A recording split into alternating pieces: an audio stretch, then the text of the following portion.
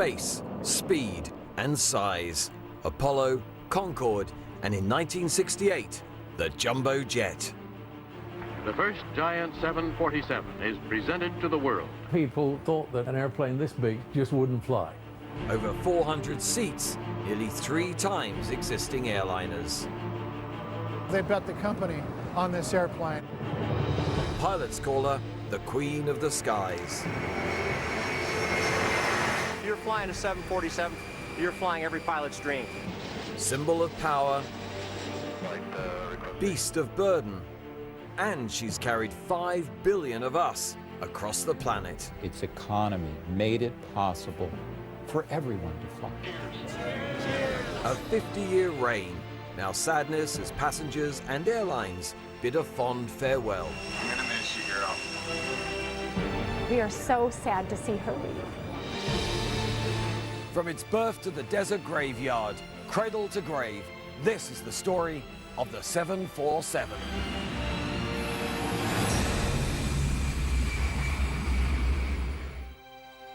The very last 747 to fly passengers for an American carrier parked up in the boneyard this year. This is where the whales come to rest when they're done with their job. It's just amazing the size of them. I'm on a voyage to uncover how this giant ever got off the ground. So right now, I'm in the wing of a 747. I've been tracking the pioneers that made that very first flight. So this is you on the first flight? Yes. I flew some of the test flights on this airplane. No one said it would be easy. This had all the earmarks of the Titanic. And life after flight, the Jumbo Rescue Squad. It's been reborn as an artist, and it's going to be a whole lot of fun.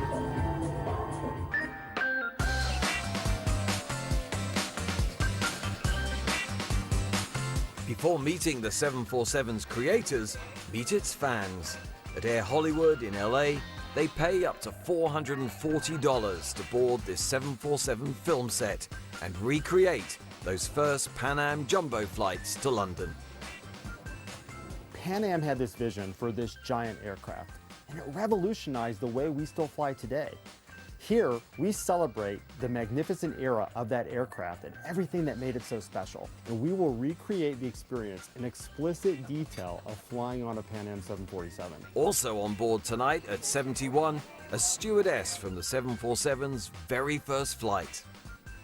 Every passenger on board felt like they were a pioneer or an explorer. And your uniform still fits. Barely. That's amazing. This is the incredible luxury people enjoyed on those early 747s, but there was also a revolution going on behind the curtain in economy. What the 747 did was make it affordable for people to travel across the globe. The founder of Pan Am, Juan Trippe, had a vision. So this was a 747 named after my father, Juan T. Trippe. We're christening the first Pan Am 747 to come off the line. Do you remember this? It was a magnificent day. What did your father want to achieve with the 747? He believed in the 747 that would be an opportunity to really develop new markets where people could fly for much lower fares. Conveniently, Trippe's best friend was the boss at Boeing, Bill Allen. They were close friends. They would go off on these fishing trips, 2 old friends saying, all right, you build it, I'll buy it if you build it. 2.5 times larger than anything that ever been built or flown before. It was a huge airplane. Boeing set about turning that vision into an aircraft. This plane was so big that Boeing bet the company. Here in the United States, we call them the greatest generation. They came through the Depression. They lived that hard life. They fought the war. They had been tested. They believed that they could do anything. Pan Am's Juan Trippe insisted there be 2 decks. People could come to him and say, we can't add a second level to this airplane. And he had this expression, well, don't you see? And he'd start in, well, don't you see if we did this? And he would wear people down. And he got what he wanted. Revolution, not evolution. The giant was born. Huge. It was breathtaking. We stepped into the plant, and in front of us was this monstrous 747. Can't repeat what everybody says when they first take a look at this airplane. It was a massive wake-up call.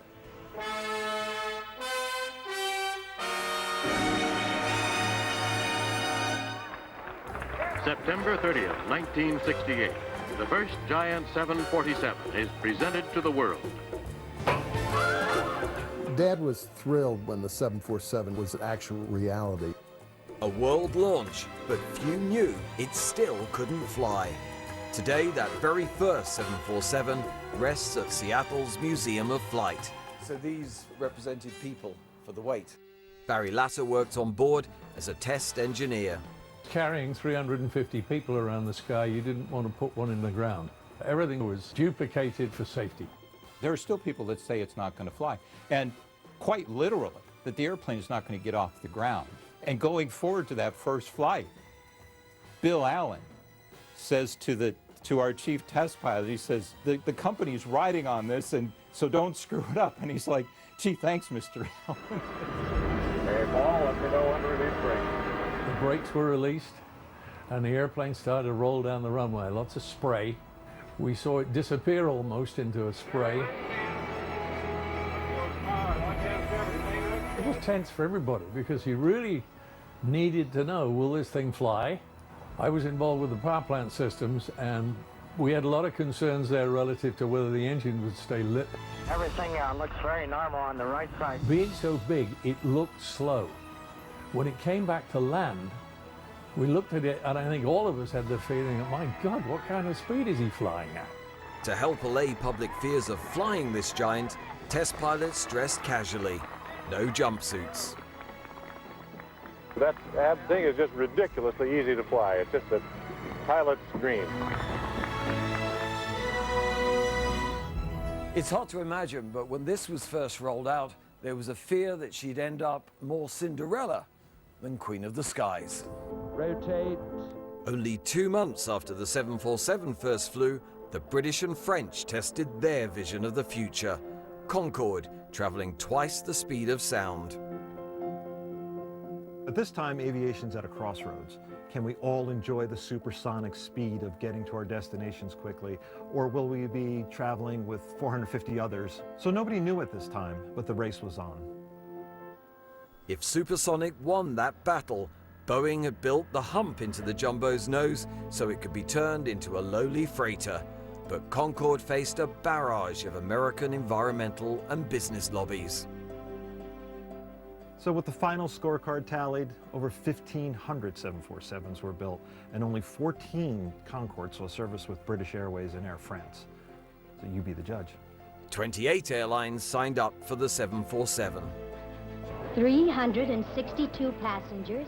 They'll need new airports to take care of these. Man, how are they ever going to get that thing in the air? And what to do with all those passengers. Airports themselves can't as yet cope with huge numbers of passengers suddenly descending on them.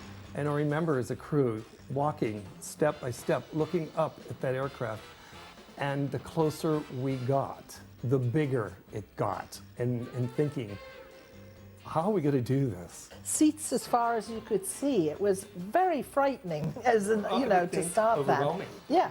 Every country you went to, crowds standing, watching it come in. As test flights and tours created jumbo mania, Britain's BOAC, later to become British Airways, sent their man Hugh Dibley to America to learn how to fly a jumbo. There were no simulators, just the real thing. I think about 10 of us on the flight deck watching this, and you have no idea for the first landing how high you are up on the ground. It really was like landing a block of flats. They thought they were landing when they were over the beginning of the runway. The wheels were still over the grass. Yes, it was very nice to be able to look down on the peasants and the mini-jets below. As Hugh grappled with his flying block of flats, designers got to work on ocean liner-style interiors in every color. The size and scope of this airplane allowed the size of people's imaginations to grow. The imaginations of the designers went wild. And it was not only upstairs, the lounge where they could do this, but they could go downstairs, this giant cargo hold, and turn that into a lounge area. And so you had these wonderful ideas like the Tiger Lounge, where you have the spiral staircase going down and these wild fabrics and mirrors and shag carpeting. It's a race for luxury that continues on big jets to this day. There were even new treats in economy. Movies were in, and fares were down.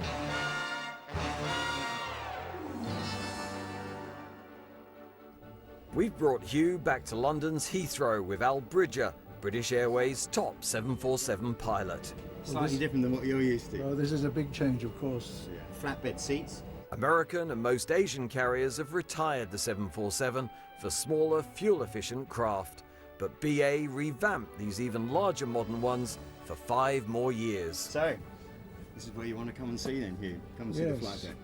Of course, it's all by screens, whereas we had clockwork instruments. It wasn't all clockwork.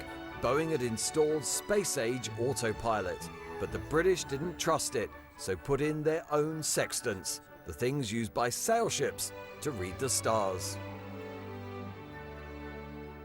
The first 3 jumbos in BOAC had sextant mounts in case the automatic navigation didn't work. It was used in the Apollo project. We would go down a corridor, and on the right would be all the Apollo astronauts.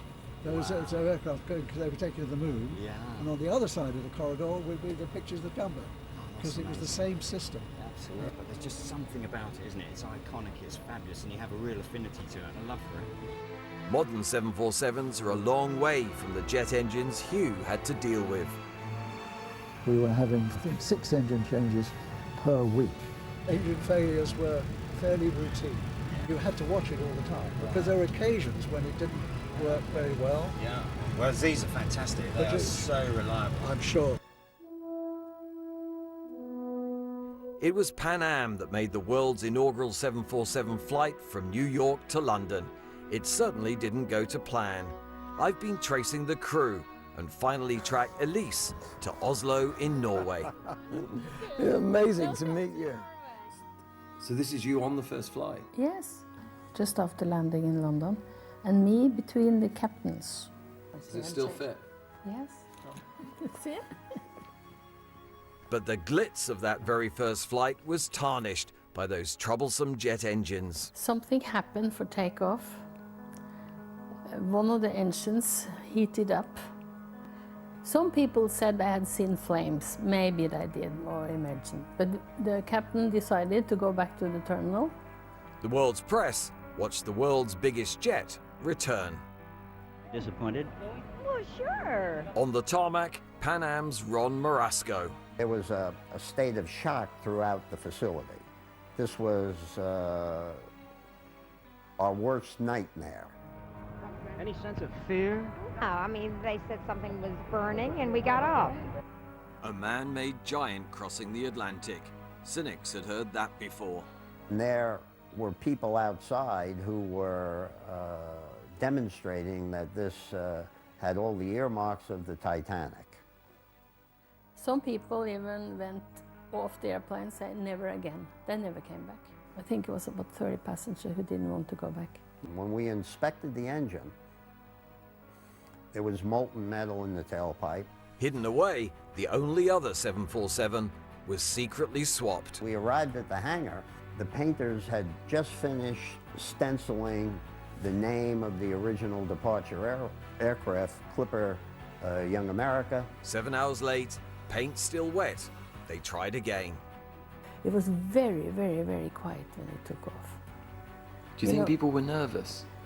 Of course, it's always a new thing. So we decided to start serving champagne. And our purser told us, hey ladies, come on, keep serving champagne. They won't know, even if you're up in the air or on the ground. They landed safely. Today, those early engine problems might have grounded the fleet. Back then, the size of the 747 made better headlines than its glitches. The airplane can fly on 3 engines.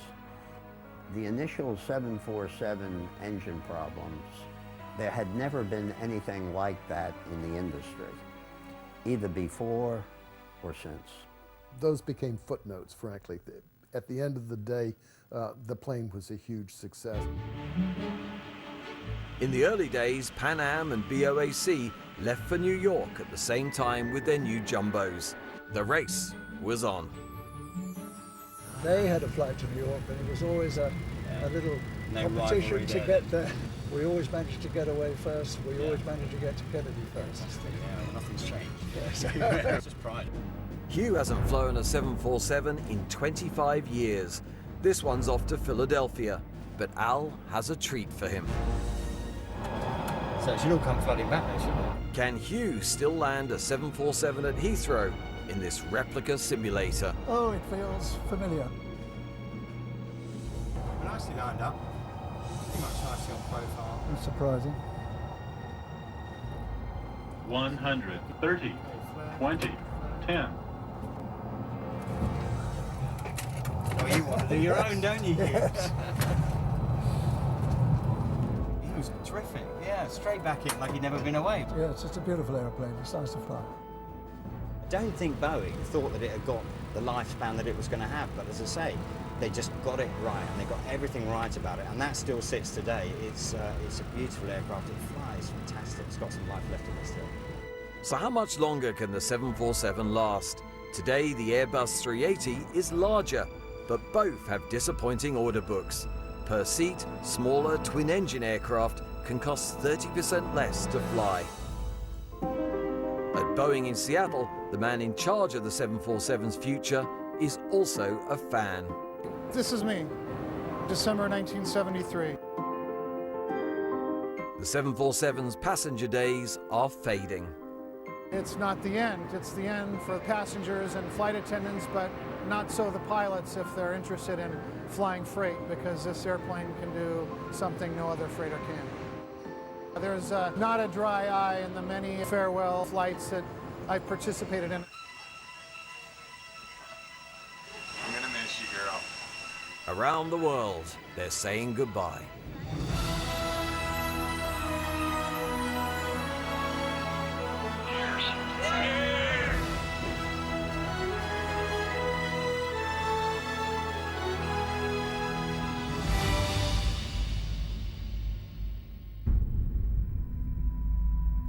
Airlines around the world have had massive farewells to their 747s, but once the last champagne has been sipped, this is where it ends.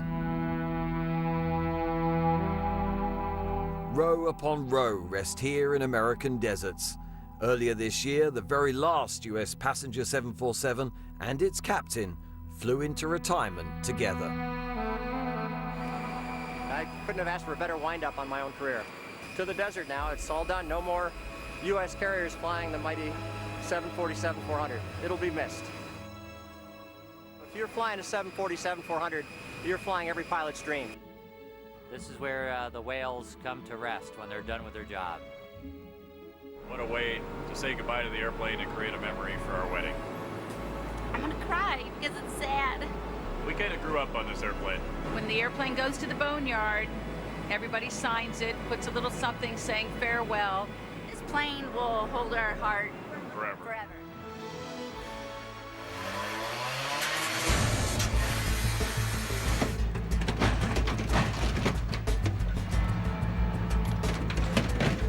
It takes weeks to dismantle a 747. Not all become recycled soda cans.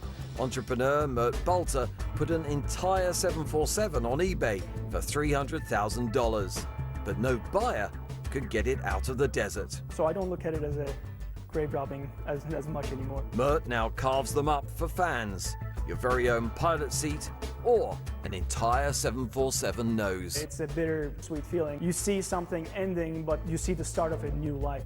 Next step is to turn some of this beautiful engineering into offices and living spaces, and you'll be able to literally live inside a piece of aviation history.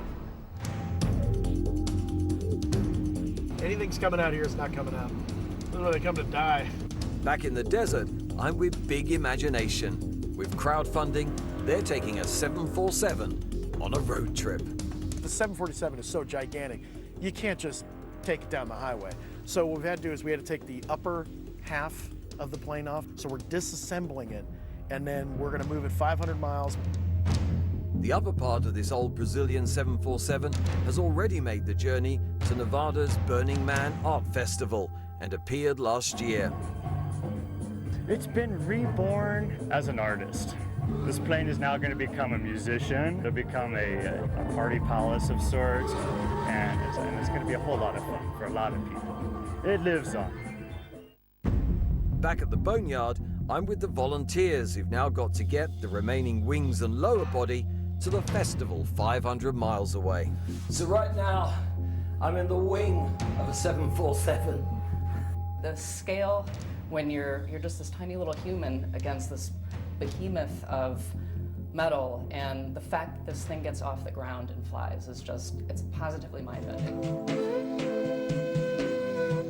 You enter into our 747 up a grand staircase in the back where you're greeted by our TSA agents, and that stands for either total self-acceptance or touching sensitive areas. It's up to you to decide. And then we give you a big hug and we send you on your way.